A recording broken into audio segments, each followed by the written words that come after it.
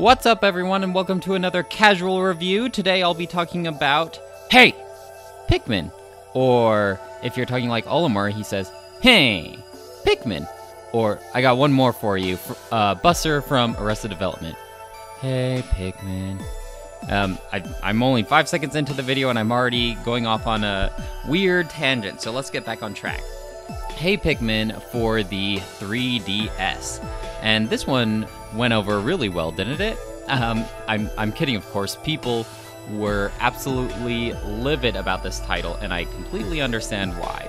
So let's just go back to my Pikmin history before we get to the actual Hey Pikmin game. My first exposure to Pikmin was Pikmin 2 for the GameCube, and I didn't play it much, maybe just like an hour at my uncle's house. I enjoyed it, but I never really enjoyed it enough to get my own copy and play through it. So I knew of Pikmin, and I got the general concept. The next exposure I had was Super Smash Bros. Brawl for the Wii. I remember in Brawl playing through Subspace Emissary, Captain Falcon, he like does this slide and kills all the Pikmin, and the little ghosts fly up, and that was just a hilarious moment, wasn't it? And so I knew of Pikmin. I didn't really play Olimar and Smash because I thought he kind of sucked. After that, I ended up getting a Wii U finally. Pikmin 3 was a Nintendo Select, so $20, new Wii U game. We all know how few and scarce those were, so of course I picked up Pikmin 3 to try out, and I had a really good time with it. I really like Pikmin. I really hope they do port the Pikmin trilogy over to the Switch, so then I can, for one, play 1 and 2 for the first time, but also relive 3 on the go. I think would just be awesome. So after Pikmin 3, this is when I kind of started. I've always liked playing video games, but this is kind of around the time, like early 2017, where I started listening to video game podcasts and kind of being more in tune with the video game industry as a whole, just kind of like watching more of the E3 announcements and everything like that. Before it was, I wouldn't know really what's coming out until I see like an advertisement on TV or something like that, and then I pick up video games that way. I've been more in tune with video game announcements and things like that. I think this was my first Nintendo Direct that I watched in April of 2017. And they announced Hey Pikmin, and I was like, oh, okay, you know, another 3DS game. They seem to be doing a lot of these 3DS ports, and this is also the time when I started really like diving into video game forums and reading what other people thought, and people were so mad about this game. And it's because they've been waiting forever for Pikmin 4. Some of my favorite YouTubers, like Arlo, have just been begging for Pikmin 4 to this day even. It's crazy to think that we still don't have a Pikmin 4. But even back then, people were just starving for more Pikmin, and then they get this weird spin-off Pikmin game. It's not... You basically have the same Pikmin characters, but that's basically it as far as the comparisons go. Like the gameplay is completely different. It's a side scroller, whereas the original main games, it's this isometric view and you gather up resources to make more Pikmin. This is not what people wanted. They did not want Hey Pikmin. And so when I was able to pick this game up for really cheap just recently, I think I picked it up for $8 maybe. There was a sale going on. $8, and I'm like, yeah, you know, for $8, that's impulse buy. But I fully expected this game to be awful because people just trashed on it all the time. Like, they don't talk to me about Hey Pikmin. Like, that game doesn't exist. So I picked this game up and I started playing a couple weeks ago, and I kind of like it a lot, actually.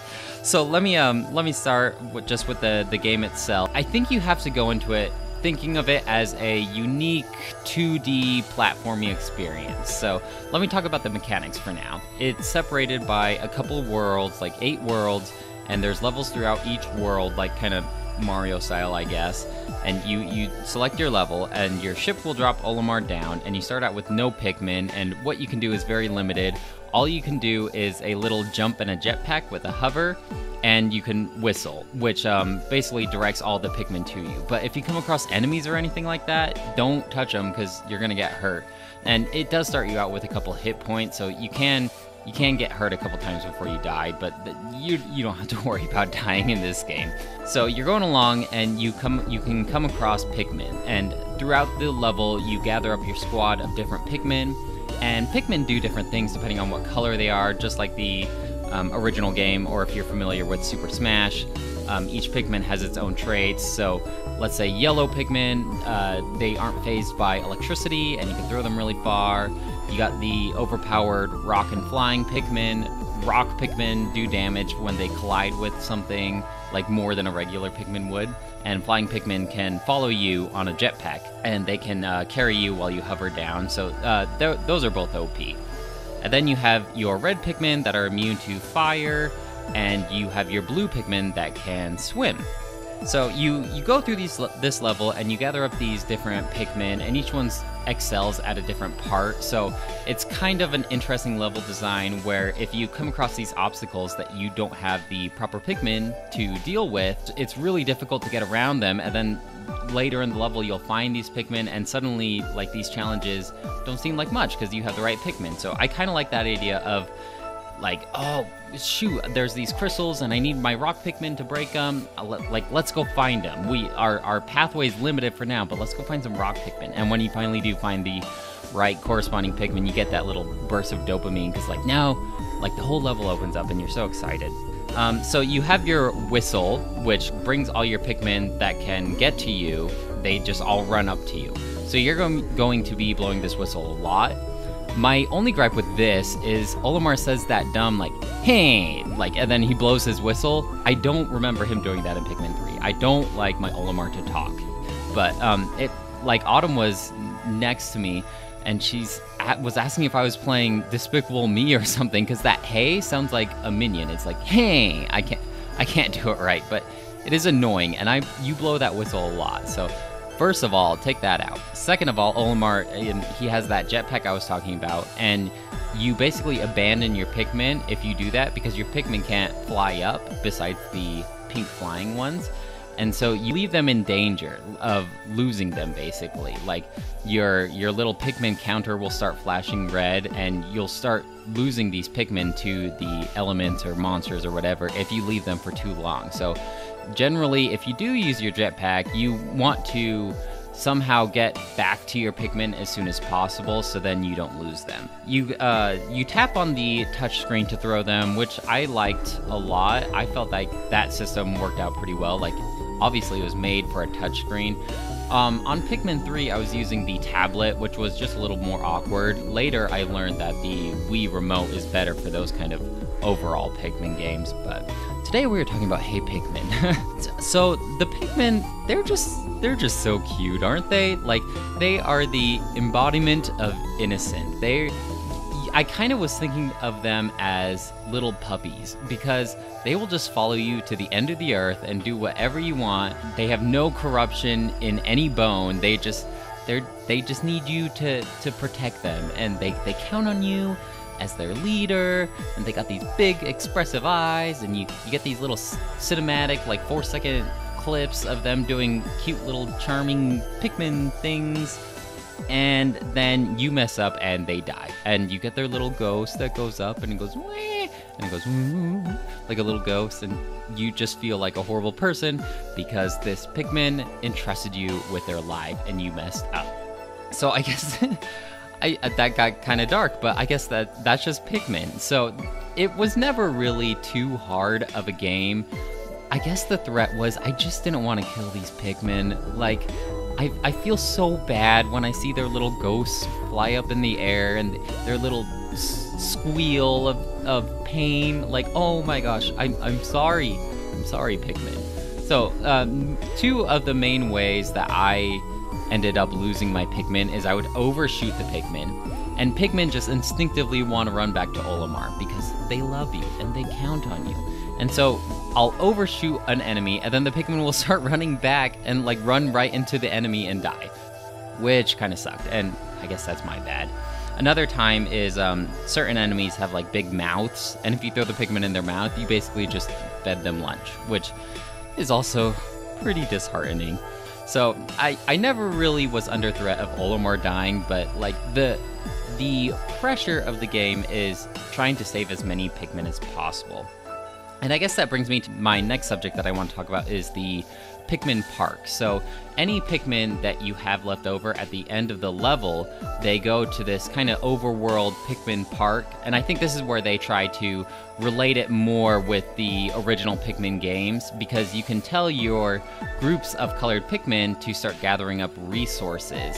And that's where you can kind of just watch them. It's kind of more like watching them in the original Pikmin, where they'll walk up and like grab a piece of rock and then like walk back to the base. And it's just kind of fun watching them work. And as you save more and more Pikmin, your Pikmin Park gets more and more invested? No, that makes the Pikmin sound bad. Gets more populated. You'll see that your Pikmin Park get more populated, and that's also more incentive to save as many Pikmin as possible throughout the level, because then you get more Pikmin harvesting, and then you get more resources. So that was kind of a fun mechanic. Let's talk about the resources themselves. Olimar, the story basically goes, Olimar's flying a ship, and then he crashes, of course, because that's how all the Pikmin are, and he needs this resource called Sparklium. So it's shiny stuff. He needs lots of shiny stuff. And throughout the level, there are these treasures hidden. Kind of like the Kong, the K-O-N-G letters from Donkey Kong Country, or the golden coins. Kind of those optional goals to go for and find hidden throughout the level. And there are these treasures that are like human objects, because spoiler alert, Pikmin takes place on like super apocalyptic Earth, but way in the future, so there's no sign of humanity, but they leave behind these things like a stapler or a marble, and these treasures convert to more resources, the Sparklium, to help repair your ship to get back home. And it's kind of fun because when you gather a unique treasure, it'll be like Olimar's point of view of how he's trying to describe what the treasure could possibly be, kind of like how archaeologists would find like an old clay pot and say, oh, this was used for corn, and like, you know, who knows if they're right or wrong, but Olimar will say like, oh, this marble is like a peace offering, you know, and it'll just be like this unique take. Or like he'll find a chess piece and he'll be like, oh, look at this old lighthouse, you know. And so he'll just kind of describe it. Oh, in case you didn't know, the Pikmin and Olimar is like an inch tall, and the Pikmin are even smaller. So all these objects are just like super huge. You'll find this huge chess piece or this huge stapler. Sometimes you'll find like old Nintendo games, like you'll find an old NES cartridge, which was kind of fun. You'll just kind of fun little things to hunt for throughout the level. It also converts to Sparklium, so I ended up getting all of them, which was actually it actually helped kind of pad out the game, and it was just kind of fun to search them throughout the level. They were never too crazily hidden, but it was just a fun little side challenge. So yeah, I ended up actually 100%ing this game. Back to the resource, the Sparklium, you'll have this bar from like kind of like when you're saving up money for a fundraiser and you fill up the thermometer thingy. It's a bar like that with tiers of how much Sparklium you need, and there's different tiers, and each time you reach a tier you get like an upgrade. So usually it's longer jetpack time and more health for Olimar, but it's just kind of a fun little thing watching this bar fill up. Like your Pikmin at the Pikmin Park are also gathering Sparklium, and you're just watching this bar fill up, and you're getting rewards every time you hit this tier, so you're more incentivized to gather this resource, because it's kind of exciting to find out what the next tier is going to be. And I really like that aspect until I was about at World 6, and I think there's 8 worlds total. And once I got to World 6, as I mentioned before, I was gathering up all the treasure, I was saving a bunch of Pikmin, and I reached the bar fully. And I was wondering what was going to happen. Like, okay, is that just the end of the game? But no, it was really dumb, because the ship can talk to you. That's kind of like your narrator, I guess. That your ship is kind of like your guide. And he's like, oh, well, now that we gathered all the Sparklium, turns out we also need another part. And it's just like, well, okay, like, I guess that's one way to get me to finish the game. I don't know. I'm kind of conflicted about that. Like, did you even need to gather the Sparklium then? Because you're just gonna have me play through the end of the game anyway. But I guess it was kind of fun having that bar fill up and having a goal to work towards. One of my gripes about it, though, is after World 6, Sparklium is just useless. It's basically like Mario coins. Like, I'll grab them if they're, like, along the pathway. But, like, why do I need them? And also, the Pikmin Park becomes useless as well, because your only reward is Sparklium. So, I don't know. Like, I still went and got all the treasures just as a little challenge, but, maybe they could have made the bar bigger, or, like, give me alternate costumes to Olimar once I reach tiers after filling up the bar. Like, give me a little more incentive to keep on gathering that Sparklium after it's done. So I really like the aesthetic of being so small. You're dropped in these worlds where it's kind of like this overgrown, naturey feel, but there's also like this leftover human remnant factory kind of aesthetic to it all.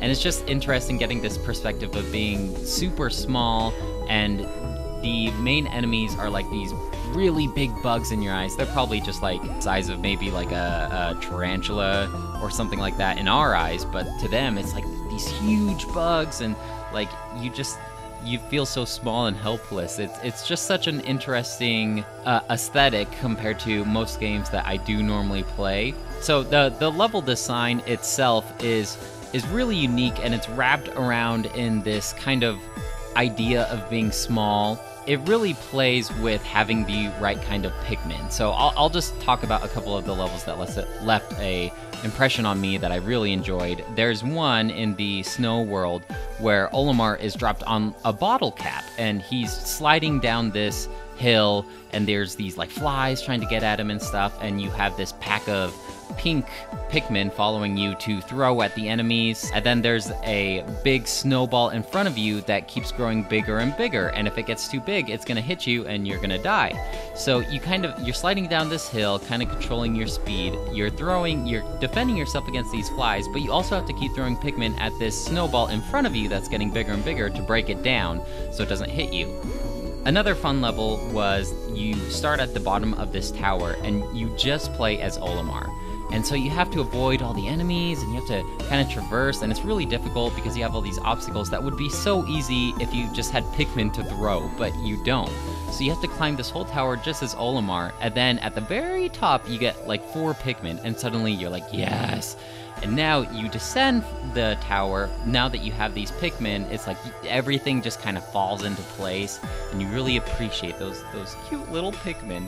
Another one where kind of the same idea as the tower, you play on this level where there's water underneath you, but you only get access to red Pikmin, and no other Pikmin besides blue Pikmin can swim. So you kind of have to struggle throwing like the red Pikmin across the water, and then you have to like fly over, and you have to make your way like to the end of the level, and then finally you get your blue Pikmin, and now you can like go back and swim underwater and get all the treasure that you missed and go to secret exits. Speaking of secret exits, let's start talking about another one of my gripes. Similar to Super Mario World, depending on which way you go in a level unlocks different levels, if that makes sense. Like certain levels have 2 alternate endings, so to unlock 2 different paths. So if you're doing like 100% completionist run, you have to play through the level twice. Which in a game like Mario, where you can just run super fast and go to the secret exit, that's fine. And I actually did have fun finding secret exits, but Olimar and the Pikmin, like this is kind of more of a slow-paced game. If you know anything about Pikmin, you know how fast they walk. Like it's more methodical, I'll put it that way. And so having to replay through a level, well, if you know exactly where the secret exit is and you know what to do, where to go, it may take maybe like 5 minutes, but like, why? Like, don't make me replay through a level again.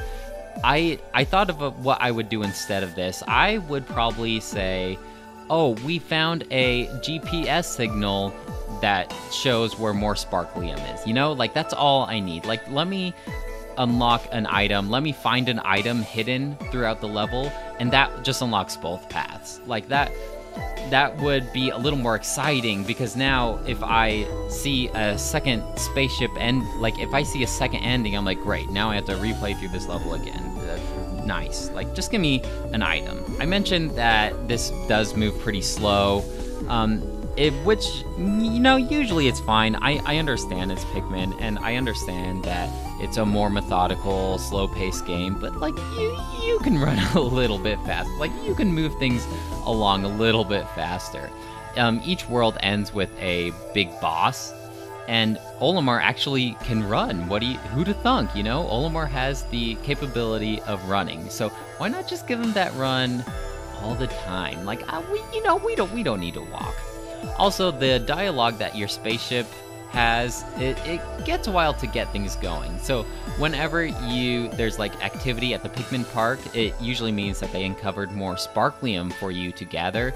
You have to, like, every time you go into the Pikmin Park, you have to like watch all your new Pikmin like walk in and start helping out, and then you have to tap on the little icon. It's like, oh, look at this pile of Sparklium, you got like 20 Sparklium. Aren't you so happy?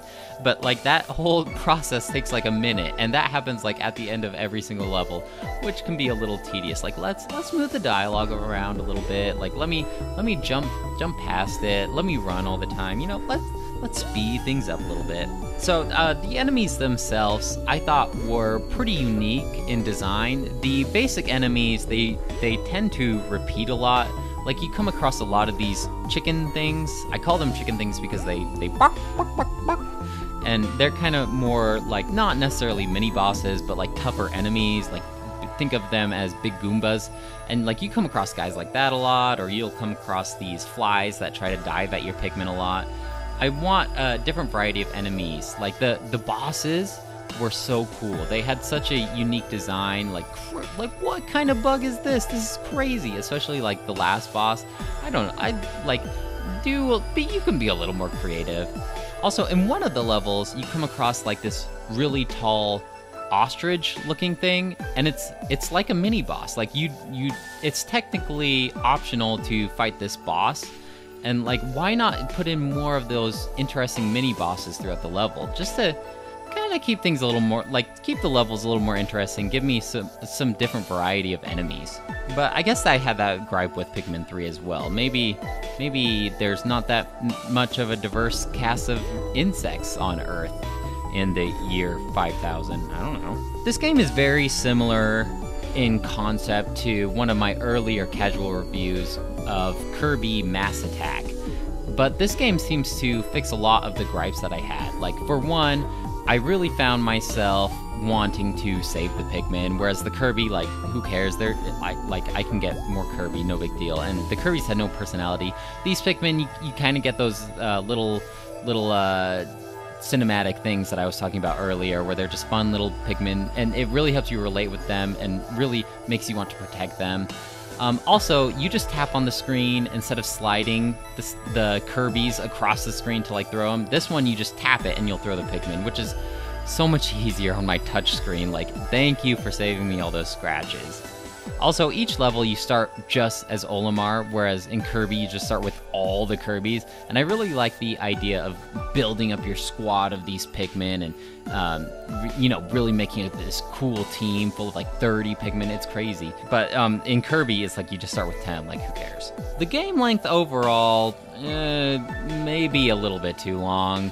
I feel like around World 7 and 8, I was kind of ready for this to wrap up. But do keep in mind that I was gathering every single treasure throughout every single level, and I was doing all the alternate paths, like going back and replaying and doing the secret ending, the secret pathway to unlock the secret level. Like, I did everything. I 100%ed this game, so maybe that's why I felt like it ran just a bit too long, but otherwise it was a pretty good length. I didn't feel like it was too short or like overstakingly long. Like, I was just, when is this gonna end? No, it was nothing like that. I thought it was just a tad too long. Another one of my gripes is the treasure. I said that I 100%ed this game. the treasure gives you no reward for 100%ing it. Like, you can convert the treasure to Sparklium, but after Sparklium, why go for the treasure? And I was kind of hoping for maybe like an extra little cutscene, or maybe like even alternate levels, like secret levels. Like, give me something, but it doesn't even give a congratulations message or anything like that. You just have all the treasure. Like, seeing the names, the funny names for each of these objects is reward enough, I guess. So after playing this game, I'm really surprised at the negative press that it got, and I don't know, I understand why you guys are mad. It's not Pikmin 4, and it's not even like really a Pikmin game, but it's a charming, fun 2D side scroller. Like, it's unique, it's full of character, like guys, I like this game. I'm sorry, I like Hey Pikmin. And if you don't, that's fine, I get it. I feel really bad that you don't have Pikmin 4 already, and I will keep championing for you to get Pikmin 4, but as for me, I really do like Hey Pikmin, and if you go in with an open mind, not expecting this to be like a traditional Pikmin game, but more like a 2D game, I think you're kind of gonna like it, like maybe even love it. I really do need that amiibo in my life right now. Like, after playing through this game, I fell in love with Pikmin. I love Pikmin. So I really want that amiibo of them like all climbing on the rocks, and you get to see like they all have different flower growths on their head, and they're all so cute. But guess how much this amiibo is just on Amazon? It's like $60. Like, no way I can buy that amiibo. I guess Olimar amiibo will be enough, even though I'll never have my pink Pikmin represented on an amiibo. Someday I will have you, Pikmin amiibo. Someday. So overall, guys, I hope I don't step on too many toes here. I think I'm gonna give this game a 4 out of 5. Like, it was a great game. I really enjoyed it. I will probably go back to it in a couple years, to be honest, just because, I don't know, it's something about it captured me, it enthralled me. It's not like anything I've played before, maybe kind of like Kirby Mass Attack, but actually done right. So, yep, I'm going with it, 4 out of 5. Let me know if you agree or disagree. Most of you who are Pikmin fans are most likely going to disagree with me, but let me know if you actually played this game yourself, or if you have any questions about it. I'd love to hear your stories regarding the game. I promise I won't be offended if you hate this game. Like, I get it, you don't like the Hey Pikmin. Almost everybody hates Hey Pikmin. I get it, like, that's fine. We're each entitled to our opinion. But yeah, so let me know if you have any questions or anything like that. Let's get a discussion going about this for, well, I guess the only one who watches these is my mom. So, Mom, let's get talking about Hey Pikmin. Do you like this game? Maybe do you want to borrow this game? Yeah, you want to borrow Hey Pikmin. Anyway, I am on a mood, if you can't tell. I'm feeling a little silly, a little goofy, so I will end the casual review right there. I will talk to you guys later. Bye!